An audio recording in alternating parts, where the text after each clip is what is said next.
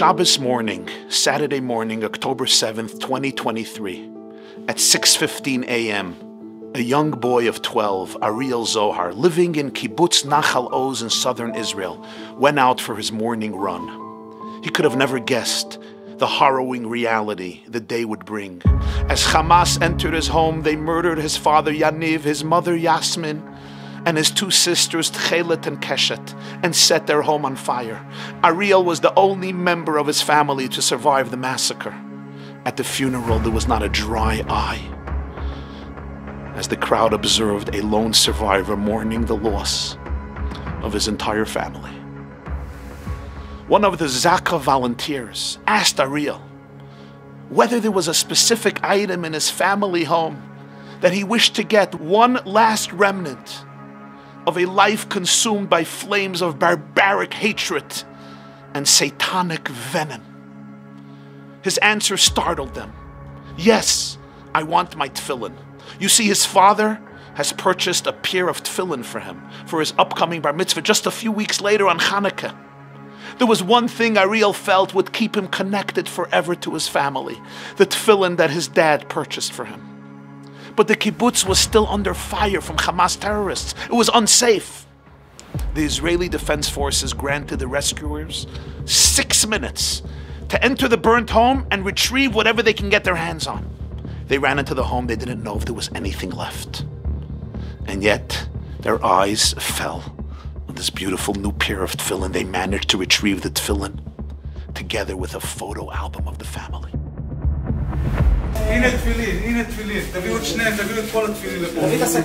They brought the tefillin and the album to the grandfather's home where Ariel was now living. Ariel's grandfather, 91 years old, is a Holocaust survivor. As he saw the tefillin and the album, he rose to his feet and he said these words to his grandson.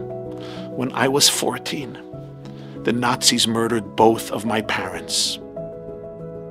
Yet I remain strong, and now I have a grandson here with me in our eternal homeland.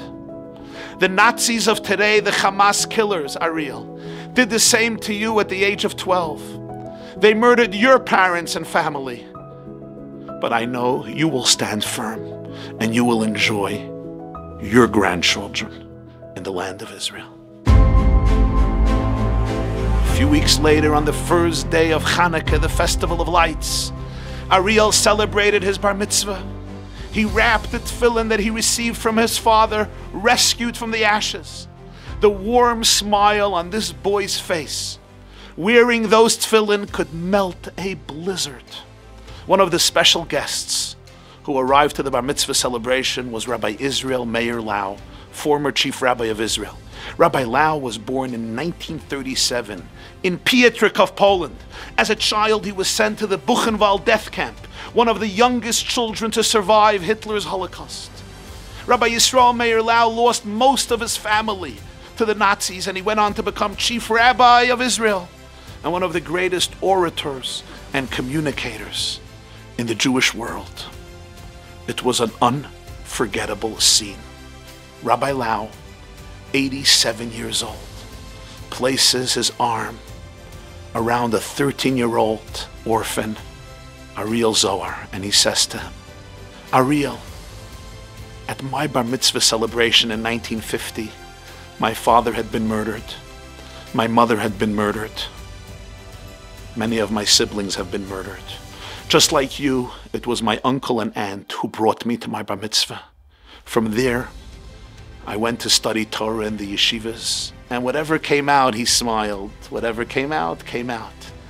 Ariel, I want you to know whatever you want to achieve, you will be able to achieve. You have the power inside of you. I know you don't have a father and mother. אפשר להגיע למה שתשאף, למה שתרצה, ותוכל, תאמין רק בך. But your future depends on you. Rabbi Lau offered him to be his older brother and friend when he needed anything. Rabbi Israel Meir Lau did not deny the profound, unfathomable pain, nor did he pity the child. He hugged him and empowered him. He showed him that he believed in him, in his life, in his soul, in his strength, in his fortitude, in his future. As the boy listened, smiled, and nodded, you can see the impact of the words of the chief rabbi. Why did Ariel send Zaka back for the tefillin of his father? Because he knew that this was the secret weapon of Jewish eternity, and it will allow his family to live on forever through him. So if you do not put on tefillin yet, consider to begin this daily mitzvah. If you do it already, try to influence another Jew to wrap tefillin. Do it for Ariel, for his father, for his family, for our people, for a world gone mad with hatred in desperate need of light. Ariel, happy Hanukkah. We love you. To all the orphans, we love you, we believe in you, we grieve with you, and we know how awesome, holy, powerful, and beautiful you are. Thank you for being you. Happy Hanukkah to all.